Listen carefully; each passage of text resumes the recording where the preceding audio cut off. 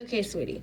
This one is section 2.5. This one's going to be number 27. I'm going to give you a little more information during this one than you really need to know to solve the problem. But hopefully when I explain it, it'll help you solve other problems. So, your problem is y equals 2x minus 1, and the whole thing is to the 1/3 exponent. Now, the information I'm going to give you that you don't really need is an exponent rule, but I'm hoping it'll help you solve some other problems you're having problems that, you can't solve. All right, so our exponent rule, when it involves having a fraction, like say x to the 1/2, what you're going to do is your value on top stays with your variable. The value underneath is going to be what you're getting square rooted to.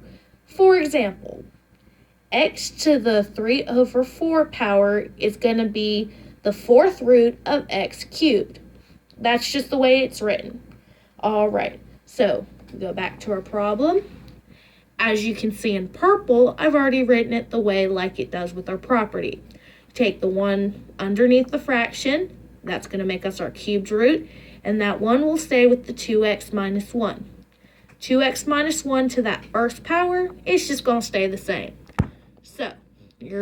So your function can be rewritten as y equals the cubed root of 2x minus 1.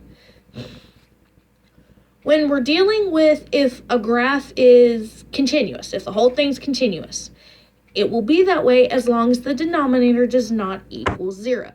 We're not going to have a problem with this graph because there is no denominator. The denominator is 1. So, as long as the bottom can never equal 0, your graph is going to be continuous the whole time. Remember our little analogy we did. A graph is continuous as long as the denominator does not equal 0.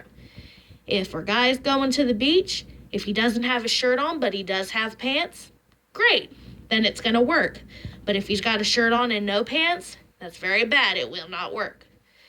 So, seeing as our function, 1, can never equal 0, this graph is always going to be continuous.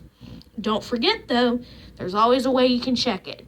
So, if you don't believe me that the graph is going to be continuous, graph it yourself on your graphic calculator. If you can't find the cube root, on my calculator, if you hit the math button and hit 4, it'll pop up as the cubed root, and you can plug your value in. When you graph it, give me 1 second, you get something that kind of looks like that. As you can see, the whole thing is continuous. So you can always check back over yourself if you're not sure about something. I hope that one was a little easier for you to do.